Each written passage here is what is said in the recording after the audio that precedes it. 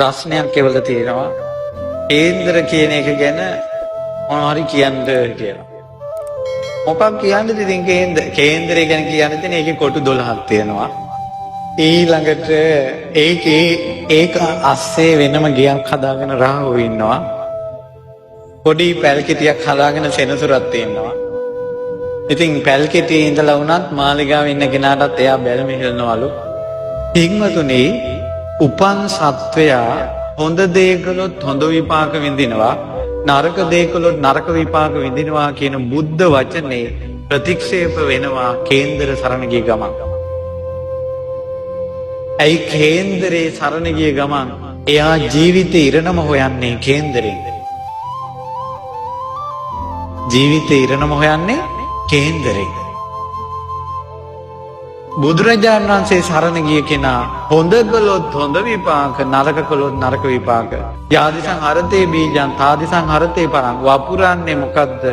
ඒක තමයි ලැබෙන්නේ කියලා එයා පිළිගන්නවා. ජීවිතේ තරුණ කාලේ කොල්ල කෙල්ලෝ ජීවිතේ වරද්දාගෙන කේන්දරේ හොඳටම බල්ලා පෝරුවට නැංගත් දෙවරු කෙල ගහනවා. ඔය පවුල් කඩාකප්පල් වෙන ඔක්කොම හොරෙන් පැනලා ගියායද? කේන්දර බල්ලා ගියාය නෙවෙයිද? ළඟදීන් කොල්ලෙක් ආවා ළඟදීන් කියන්නේ අවුරුදු 5ක් 6ක් වෙනවා. ඒ කොල්ලගේ රස්සාව තමයි ඕනම පවුලක් ජෝඩු කරනවා කේන්දරේ තිතට බල්ලා. මං ඇහුවා ඔයා කොහොමද කියලා. බැඳලා මාසෙන් කෙල්ල දාලා ගිහිල්ලා. දැන් ඔයාලගේ ජීවිතේ ප්‍රශ්න ඔක්කොම කේන්දරෙන් විසඳිලාද? හොඳට බලන්න. ප්‍රශ්න විසඳගෙන මැරිච්ච කෙනෙක් කියන්න බලන්න.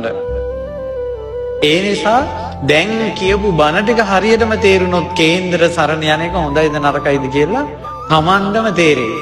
දැන් ඔය පින් කළොත් පව් කළොත් යන ලෝක ගැන කියද්දි එක තැනකව කේන්දරේ කතාවක් ආවද? නෑ. තමන් කරගහ ගන්න දේ අරන් යන්න ඕන. කේන්දරෙන් තව එකක් වෙනවා. ඒක සම්මා දිට්ඨිය නොවන නිසා, මිත්‍යා දෘෂ්ටිය නිසා මැරෙන කෙනා මිත්‍යා දෘෂ්ටිය මුල් කරගෙන දුගතිය උපදිනවා. ඇයි උපන් සත්වයා කර්මය පිළිගන්නේ නැහැ එතකොට. එයා පිළිගන්නේ අර කොටු ටික. ඉතින් මොකක් හරි gedara ප්‍රශ්නයක් ආවම ආච්චි අම්මලා මේ කඩේ කිහිල්ලි ගහගෙන දුවනවා.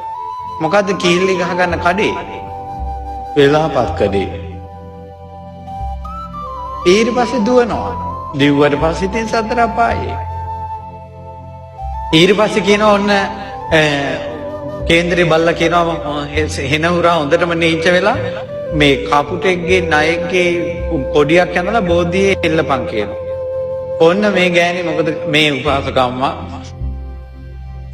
උපාසකම්මා ඉතින් හතර පොයිලේ සිල් ගන්න උපාසකම්මා දුවගෙන කපුටෙකුයි මේකයි අරන් ගිහිල්ලා ඔන්න බෝධීන් වහන්සේගේ අත්තේ එල්ලුණා ගැට ගහන්න. අත්ත ගැඩුණා.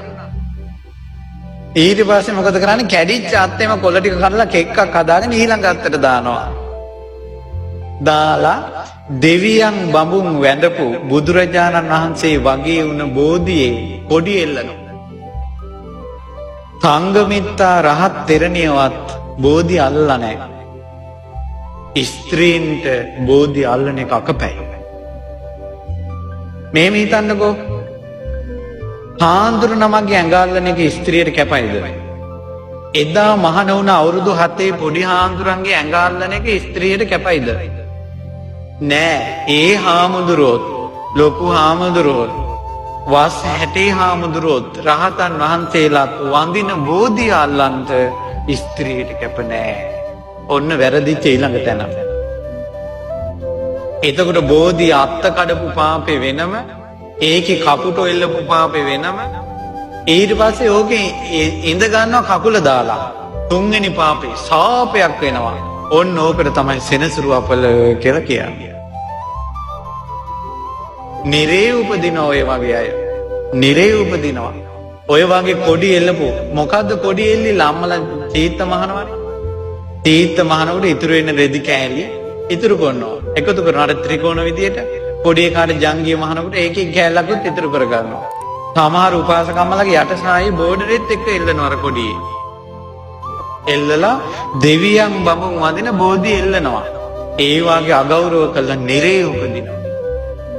ඊට පස්සේ ලියනවා ලොකු දුවගේ කසාදේ ඉටු ඒවා. ඒ කියන්නේ බෝධියට කියනවා උඹ මේ කපුකම කරපන් කියලා.